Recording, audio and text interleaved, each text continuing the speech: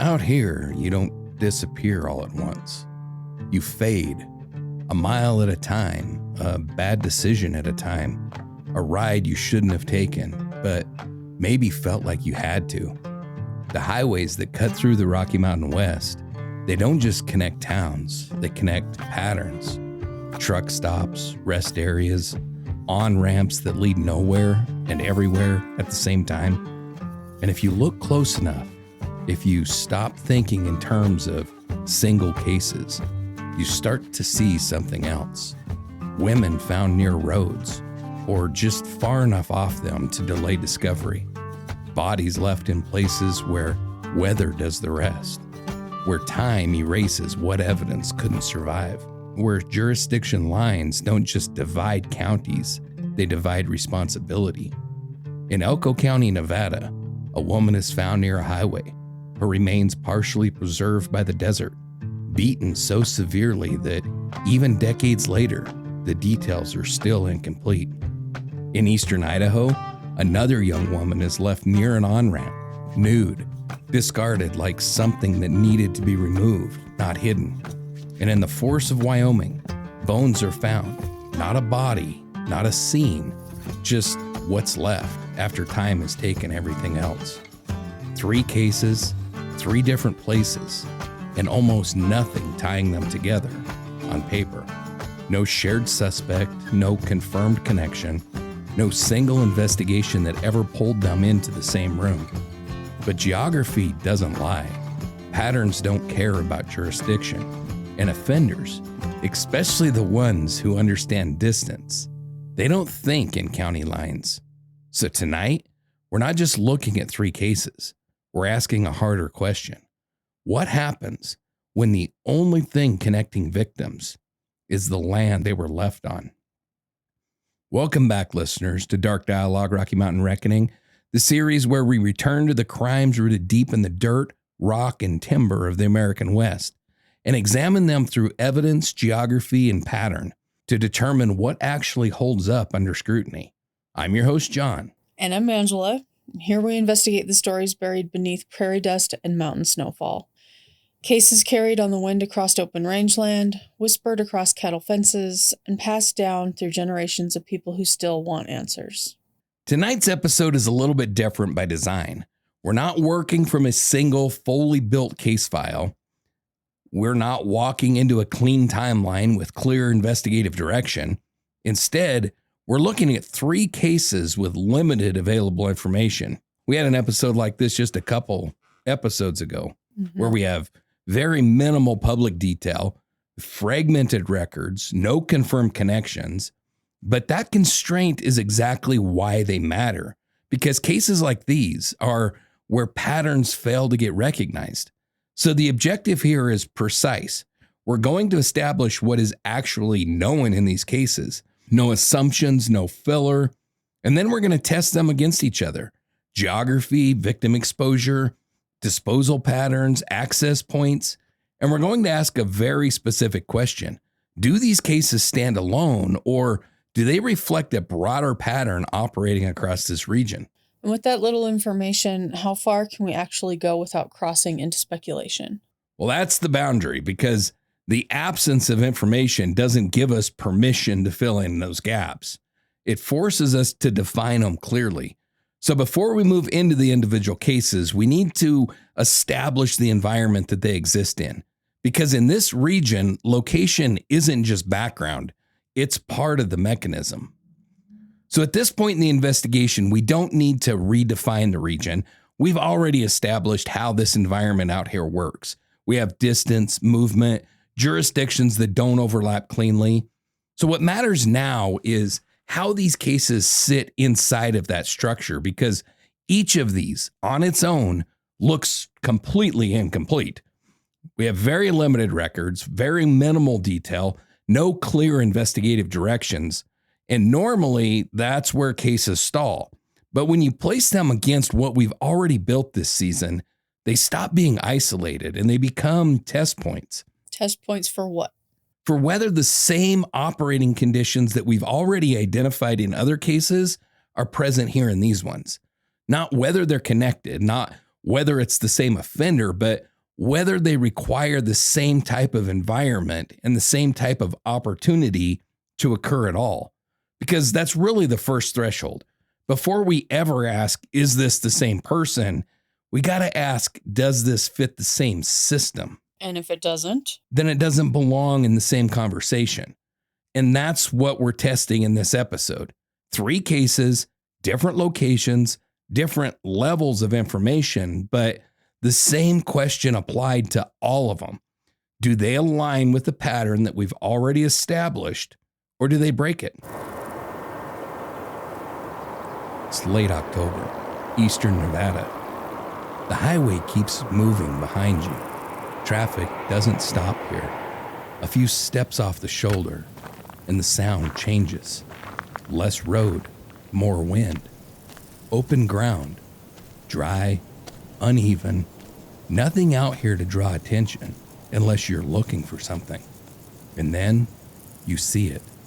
Not a body at first, just something out of place. Closer.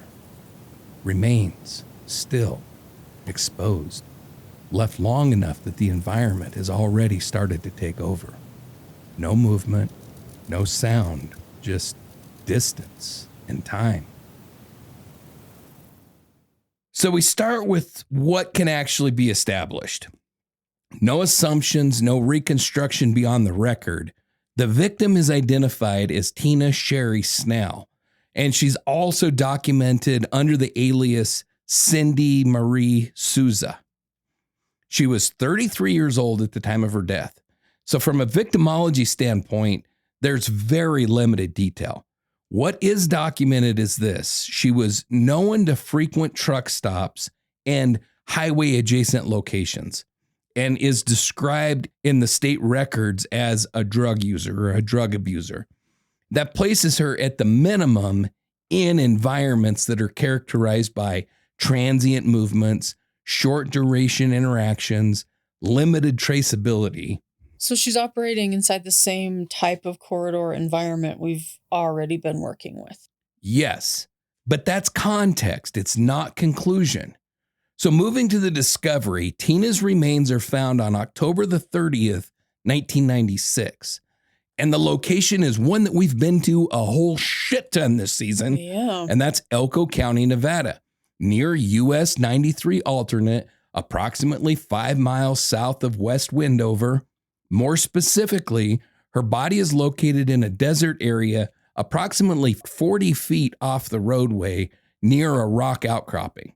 The remains are discovered by 2 hunters, and the condition of the body is described as partially mummified and partially skeletal, which is consistent with extended exposure in that desert environment. So by the time she's found, we're already dealing with a delayed recovery. Correct.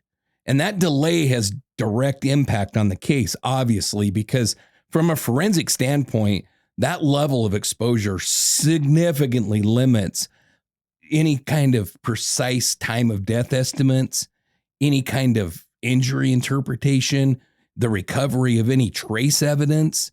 Now, the cause of death, and this is where the record becomes limited, because Tina's case is officially classified as a homicide. However, there is no clearly published medical examiner determination of cause of death that I could find anywhere. There are theories suggesting sexual assault and strangulation, but those are not confirmed findings, and they're not treated as any kind of established fact. So the only defensible position that we have is the cause of death is not publicly defined. The manner of death is homicide. So what we do know is that she was killed, but we don't know how. Exactly. And that distinction really matters because now the investigative status, there's no publicly identified suspects, there's no arrests, there's no charges, there's no confirmed forensic link to any known offender. So what we have instead is placement. Elko County, near a highway corridor, a body left in a remote desert environment, and that's where the case sits. Not as a complete investigation, but as a set of fixed points. We have a confirmed identity, a confirmed homicide, a confirmed recovery location, and very limited forensic clarity. Everything beyond that is either missing or has never been publicly released. Mid-August, eastern Idaho. A highway on-ramp, the kind people use without thinking. On, off, gone. Traffic moves past, close enough to hear, not close enough to notice anything beyond the road. A few steps off the pavement, the ground slopes downward. Grass, dirt, a shallow embankment running alongside the ramp. And then you see it. Not hidden, not buried. A body left in the open. Still, exposed, close to the roadway, but just far enough that no one driving past will see it. So the next case, chronologically, now we're in 1997. The victim is Tonya Teske. She's 18 years old at the time of her death. Her hometown is Shoshone, Wyoming, which, if you don't know, is a small rural community in central Wyoming. From a victimology standpoint, there is significantly more information here. By 1997, Tonya is living a transient lifestyle. She's traveling between Wyoming, Utah, Idaho, and Montana, primarily by hitchhiking and interacting within the truck stop environments. So that places her in repeated contact with strangers, short duration interactions, and environments that are tied to interstate movement. So again, we're dealing with movement as a part of the baseline. Yes, but here we can actually track it. Her final known movements are in early August of 97. Tonya returns briefly to her mom's house in Shoshone, and she stays there for a very short period of time. She leaves again on August 10th, reportedly planning to travel to, she had mentioned Colorado to see like a boyfriend or an ex-boyfriend or something like that. And between August 10th and August the 13th, she's seen moving through Montana. And her last confirmed sighting is on August the 13th, 1997, at a roadside truck stop in Gallatin County, Montana. She is in possession of a large green suitcase, a brown shoulder bag, and at that location, law enforcement has contact with her. She's released and she remains on the road. After that point, there's no confirmed sightings. And then 2 days later, on August the 15th, her body is discovered in the southbound entrance ramp to US Highway 20 in Yukon, Idaho, in Bonneville County. Her body is found by a truck driver and his wife. The conditions at the scene is she is found completely nude, laying on the embankment of the on-ramp. There's indications of sexual assault and possible restraint, which has been based on a reported ligature marks that she had on one arm. So we're seeing signs of control at some point prior to her death. Yes, at least temporarily. And then the cause of death. This is another limitation. Law enforcement has never publicly disclosed the official cause of death. What is established is the case again is classified as a homicide.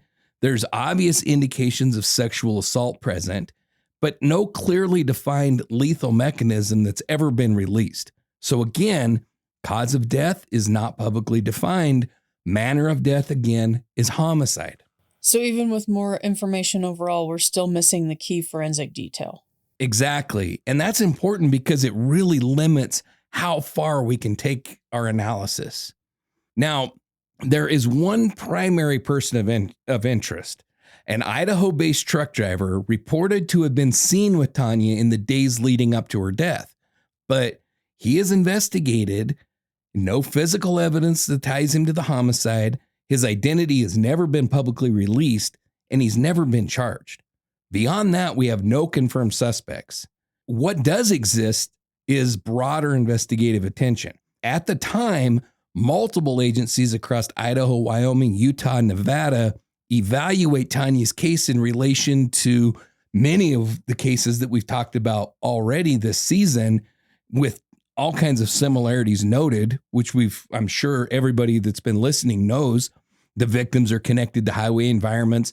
bodies left near interstate access points, evidence of violent assault. But no other confirmed linkage. Correct.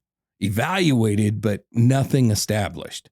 So where this case sits, we have a confirmed identity, a short, trackable pre-death timeline, a known last point of contact, and it was with law enforcement, so it's very well recorded. Right.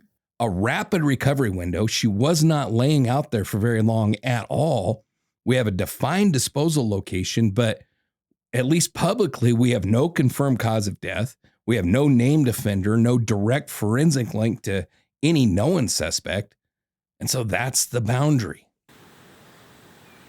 Southeast Wyoming, high elevation, Medicine Bow National Forest, Fox Park, a place most people never come across because you have to mean to be here. No highways cutting through it, no steady movement, just force and distance in every direction. Out here, if something is left behind, it does not get found quickly. No traffic passing by, no one cutting across it by accident. Just time. And eventually, that changes. Remains. Not recent, not intact. What's left after years in a place that doesn't give anything back. No immediate context, no defined scene, just location and what time didn't take. So the final of the three cases that we're looking at tonight, in August of 1999, in Albany County, Wyoming, near the community of Fox Park in the Medicine Bow National Forest, which I gotta say, a lifetime Wyoming resident, I've never heard of this freaking place. I was just about to ask you where it was. I've never heard. It's the highest town in the state of Wyoming. Oh my God. I've never heard of it. Road trip? Yeah, apparently. Okay. The remains are discovered in a wooded area off a trail, not directly associated with a roadway. The discoverer is reported as a hiker in the area. The condition of the remains are, by the time of recovery, the body is completely skeletal. Investigators determined that the remains have been at that location for an extended period of time, likely for years, not days or weeks. So we're dealing with a significant delay again, but longer than the other cases. Yes. And that changes what you can recover, obviously, because at that point, you're really not working on a fresh scene. You're working what's left of one. Now, the victim profile, and this is tough because it is only skeletal and not complete remains. So the individual is identified as a female. Her estimated age range is 28 to 58. So a very broad range. And that really reflects the limitations of working with the skeletal remains. There's no confirmed identity that's been released in the public record. So we've got at least one gold dental filling. So we have a possible history of orthodontic work. We have some clothing and personal items that were recovered from the scene. We have Bill Blass jeans. I don't recognize that at all. Size 16. Me either. A brown belt, white Reebok court shoes, a silver ring that's engraved with MSS, and a rope style ring with a teardrop shaped stones. So there are identifiable markers, but nothing that led to a public identification. Correct. At least not publicly. And then cause of death is another limitation because there's no publicly released cause of death. And because of the condition of the remains, it's unclear how much could be determined from a forensic standpoint. So the case has been treated as suspicious. It's often discussed within the context of homicide, but no definitive manner of death has ever been publicly confirmed. So even that isn't fully established. Not in the public record. Now, is what I was getting to a second ago is this other development that drives me crazy about this case is for years, Fox Park Jane Doe was listed on the NamUs database. as an unidentified female found near Fox Park, Wyoming. And then that profile was removed. Now, NamUs does not remove a profile unless an identification has been made. And I know the Albany County Sheriff submitted DNA in 2024 on this case. I think they got a hit. But they're just not talking about it? There's been no statements about it whatsoever. But NamUs doesn't just randomly take profiles off of there. Right. But they also don't leave them on there if there's been an identity. So I think she's been identified. And why it's not been publicly released, I don't know. Maybe the family doesn't want it released. I don't know. But I think she's been identified. But there's been no public release that confirms that. No name, no announcement from law enforcement. So the only defensible position that I can take is there is a very, very strong indication that she may have been identified. But as of now, that identification has not been publicly confirmed. And it's been a couple years. So officially, she's still a Jane Doe. Publicly anyway, yeah. It's annoying. I mean, only annoying. It's annoying. It's annoying. It's annoying. And until that changes, that's obviously how we have to treat her. So where this case sits is we have a recovery location, a very general time window.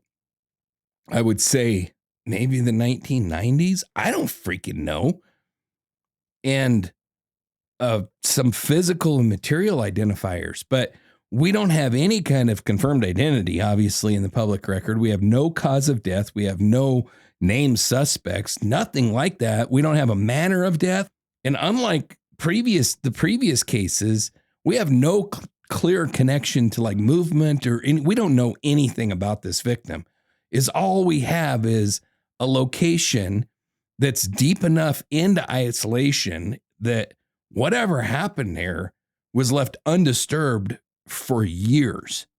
So at this point in the season, we're not building a pattern from scratch. We've already established one across multiple cases, multiple states, multiple decades. We've seen the same structural elements repeat time and time and time again: movement, corridor access, victims intersecting with transient environments, bodies recovered in locations that delay discovery. So the question here isn't, do these three cases form a pattern? It is, how do they behave inside the one pattern that we've already identified? So we're not starting over, we're just testing consistency. Right. So let's start with Tina Snell. Elko County, again, highway adjacent environment, body left in a remote desert location. That fits very cleanly with everything that we've seen across the Great Basin. Do we have citizenship in Elko yet? We sure as the shit should. And then we go to Tonya Teske. Documented movement across multiple states, direct interaction with truck stop environments, body recovered on a highway on-ramp. Again, fits right with the pattern that we've seen already this season. So that's almost a direct match to the corridor model. It is. And then we have Fox Park. And this is where the friction is, because on the surface, this one looks different. It's in forested terrain at a very high elevation, removed from any immediate roadway access. So that's where it starts to feel separate. But here's the problem with that. We're only seeing the recovery location. We have no point of contact, no point of control, and we don't see the movement in between. And that's consistent with what we've already seen in other cases this season. Where the recovery site is doesn't tell you where the crime started at. So the question becomes, does Fox Park represent a different type of event or a different endpoint within that same system? So instead of breaking the pattern, it could just be a variation inside it? Right. Because if you take that established model, the victim encounters an offender within that transient environment, the movement occurs, control is established elsewhere, and the body is then disposed of in a location that's chosen for delay or for whatever. Fox Park doesn't contradict that. It just represents a more isolated disposal decision. But so did Janelle Johnson outside of Shoshone, right? And this one requires a little bit more time, more familiarity with the area, and more confidence. Which actually pushes it further, not outside it. Right. Now, here's a limitation. We don't have confirmed victimology for Fox Park. We don't have a known timeline. We don't have a cause of death. So we can't place it with the same level of confidence that we would with Cheri Snell or Tonya Teske. But we also don't have anything that would remove it from the system. And so that's a key distinction, because across this season, the pattern hasn't been defined by identical cases. It's been defined by this consistent structure with variable expression. There's a lot of differences, but same environment, same opportunity, different outcomes. So the pattern isn't rigid, it's adaptable. Exactly. And that's why these cases matter, not because they prove anything on their own, but because they reinforce what we've already seen, that across this region, over time, there is a system that allows these crimes to happen. And whether it's one offender, which we know by this point that it's not, or multiple offenders, which we know it is, the structure stays the same. So at this point, we're not dealing with a lack of cases. Obviously, we've been at this for a while now. We're dealing with a lack of resolution. And that's not random, because when you look across this season, across all the states we've covered, the timelines, the victims, the same limitations show up over and over again, not in one investigation, but in the entire system itself. So this isn't about one case failing. No, it's about multiple cases running into the same structural problems. Start with jurisdiction. Each of these cases is investigated at the county level. Elko County, Bonneville County, Albany County, separate agencies, separate case files, separate priorities. But the behavior doesn't stay in one place. There's movement that crosses state lines. Victims move between jurisdictions, and offenders, if they're mobile, operate across all of it. So the investigation is local, but the behavior isn't. Exactly. And that creates this fragmentation, because unless those cases are actively compared in real time, then they remain isolated. And then add delay. For Cheri Snell example, she was found after extended exposure to the environment. Tonya Teske was found very quickly, but still with limited forensic clarity. And Fox Park was out there for years. 3 very different timelines, but the same result: loss of evidence. Time degrades biological evidence, trace materials, and the ability to reconstruct events after the fact. And once that's gone, you don't get it back. No, you work with whatever's left. And then if we talk about victimology, in cases like Cheri Snell and Tonya Teske, we're dealing with individuals that we know are moving through transient environments, which means fewer consistent contacts, fewer reliable timelines, and fewer people who can say, you know what, something is wrong right now. I should have seen her. I expected her to be here, or whatever. In Fox Park, we don't even have that. We have no confirmed identity, at least in the public record. We don't know anything about her movements. We don't know anything about the timeline. We don't know anything except there was a body discovered there in 1999. That's it. So the starting point is already missing. Right. And without that, then everything becomes reconstruction. And now information sharing. In the 1990s, you didn't have what exists today. There was no integrated national databases in real time, no rapid DNA comparison across jurisdictions, very limited communication between agencies unless a connection is already suspected. We've talked about this throughout the season. So even if a pattern existed, they weren't always seen. Or they're seen too late. Right.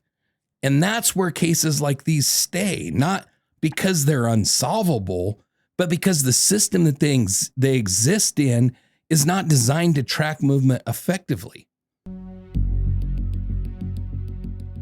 Before we keep going, I want to take a quick second. If you've been listening to Dark Dialogue, you already know that this isn't just storytelling. Every episode is built around one goal, keeping the focus on the victim and working towards the truth. So if that matters to you, make sure that you're following the show on whatever platform you're listening on. And if you haven't yet, take a second to leave a rating or a review. It makes a bigger difference than people realize. And it's what helps these cases reach people who otherwise wouldn't even hear them. All right, so let's get back to the story. And then if we add one more layer, these cases do not generate pressure the way that others do. There's no immediate suspect, there's no clear narrative, no media saturation, and in some cases, victims whose lifestyles just don't draw any kind of sustained public attention. So they don't stay in the spotlight. No, they fade. And when that happens, time does what time does. It widens the gap between what happened and what can still be proven.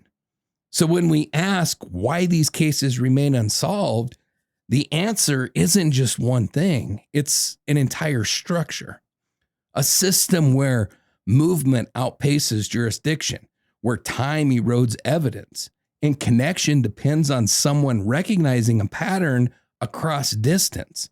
And so when that doesn't happen, then these cases don't just go cold, they become part of something larger, a pattern that exists, but only if it is fully seen.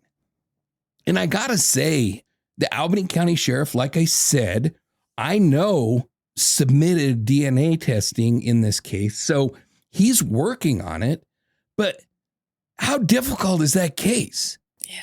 You have a body that is found where we don't even know how many years it laid out there. The age of the victim is between 28 and 58. 30-year gap. And we're talking about a community in Wyoming that I had never even heard of. So we're talking about a teeny tiny community. Mm-hmm. We know it's not somebody from the community. It's some, I mean, to be totally honest, I don't even know for sure that it's a homicide. Maybe it's a tourist that went up there hiking, tripped and fell and hit her head. Yeah. I mean, you find a body laying out somewhere, you assume homicide. We don't have a cause of death. Mm-hmm. We don't have a manner of death. So I don't know. It could have been a suicide. It could have been a heart attack. It could have been an accident, a trip and fall and hit her head, or it could be a homicide. Or yeah, it could have been a snake bite, but it also could be a homicide. But we just don't know. But I know that you've got the Albany County Sheriff who is trying with, very limited evidence. He's trying. On the other two cases, I couldn't find much. I mean, I don't know. Elko County, I gotta say, they don't come in really high on my actively working these cases. I mean, there's so many cases there that we've talked about this season, and they just don't, there's nothing available on them. Yeah. Nothing. I mean, shit, at least in the Fox Park one, we can find a very recent, just a couple years ago, a news article talking about how the Albany County Sheriff submitted DNA. We have active movement right now. In these Elko County cases, there ain't shit. Yeah, there ain't nothing. Twiddling their thumbs over there. And then, like Tonya Teske, she was a known prostitute. We know that a lot of the time those don't generate a whole lot of eager investigation. And, she was a transient victim. I do think that that's a whole nother aspect of this that we haven't really talked about this season, but I really think that it factors in. And that is, I don't think transient victims, there's no public outcry because they're not local. Mm-hmm. They're somebody else. They're just a body that appears on the interstate. So there's no public outcry. There's nobody saying, sheriff, if you don't solve this case, we're going to elect a different sheriff. Mm-hmm. And that does not at all mean that the sheriffs in these counties that I'm talking about just take a lackadaisical approach to it. I don't know.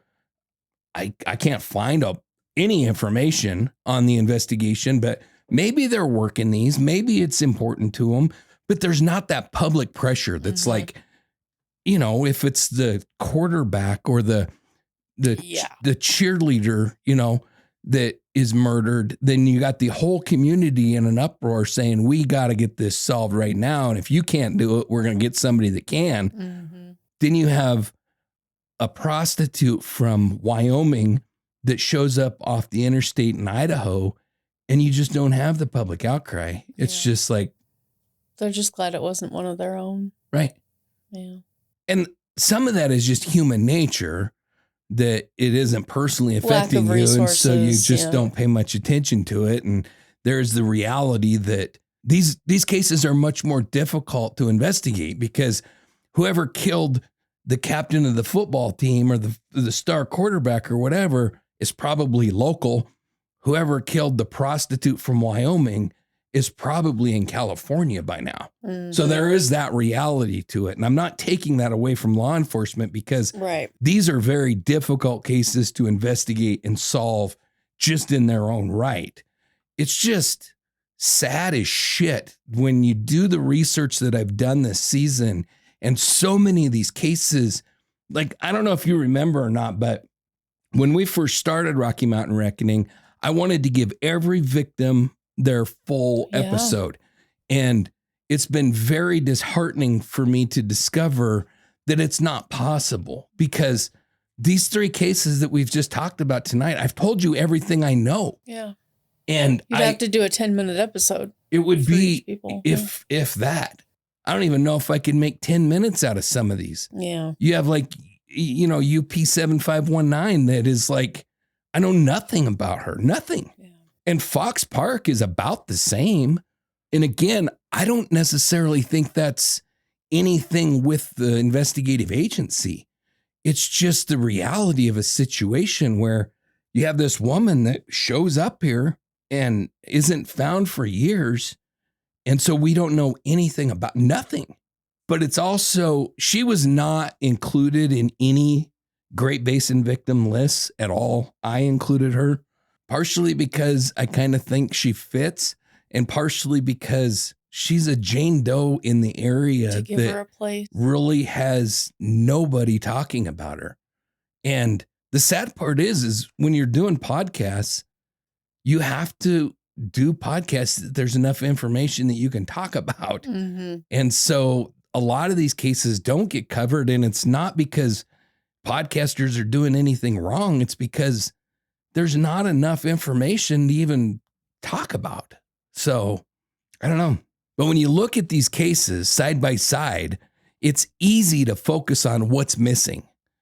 The names that we don't have, the answers that were never found, the moments that were never reconstructed. But that's only a part of it, because what is here is every bit as important. And that is that we have 3 women, 3 different paths, 3 different points of contact with the same system that we've been tracking all season. Tina Snell moving through environments that are tied to the road, ending in a place chosen for distance. Tonya Teske documented movement across multiple states, last seen in the open and found just far enough off the road to go unnoticed. And the woman found near Fox Park, left in a place where time was always going to win. And in all 3, we're left trying to work backwards from the end. Right. Because that's what these cases become. Not just investigations, but reconstructions with all kinds of missing pieces. And even when those pieces start to come together, they don't always lead to any kind of resolution. Sometimes they just lead to understanding how it happened. but not who actually did it. And that's where this season has taken us. Obviously, not to a single offender, not to a single answer, but to a structure that exists across distance, across time, and across cases that never had the chance to be fully connected. And that's why these stories matter, because without that connection, without that context, they don't just go unsolved. They disappear entirely. And that's the part that we just are not going to let happen. This is Only the Silence Knows by the J.J. Hawk Band. And this is Cheri Snell, Tonya Teske, and Fox Park Jane Doe.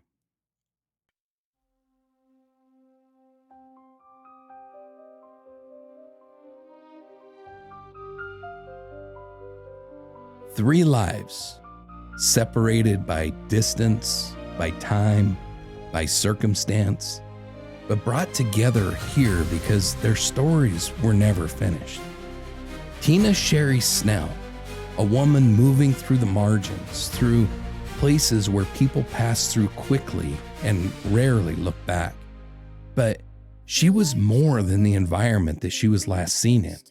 She was a person who lived a full life before that moment, with experiences, relationships, memories, most of which never made it into any report. And yet, that absence in the record does not erase who she was. It only reminds us how much her story is still missing. Tonya Teske, 18 years old, still at the beginning of everything. A life that hadn't settled yet, still moving, still searching, still becoming. She crossed state lines, met people, made decisions that put her in motion, the kind of motion that defines so many young lives. But somewhere along that path, someone took control of that story. And what should have been a future still unfolding became a case file. And then we have Fox Park Jane Doe, a woman whose name, at least publicly, we still don't have, but we know that she existed. We know that she lived. We know that she had a life before she became a set of remains in a forest in Wyoming. We know that she wore those clothes, chose that jewelry, had connections somewhere. And even now, as the possibility exists that her identity has been found, there is still a silence around her that hasn't been fully broken. Three women, different paths, different lives, but the same ending. Left in places where distance and time were supposed to erase them. And they didn't, because they're still here. Not just as cases, but as people whose stories still deserve to be told and remembered. Always remembered.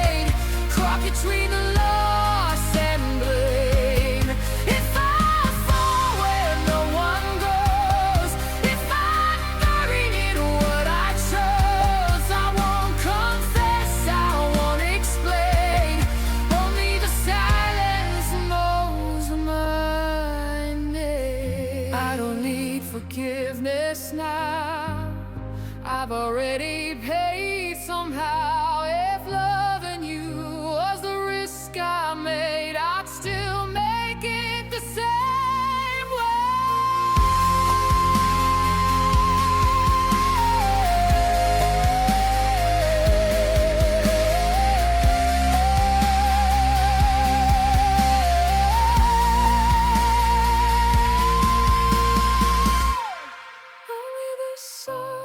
knows my name.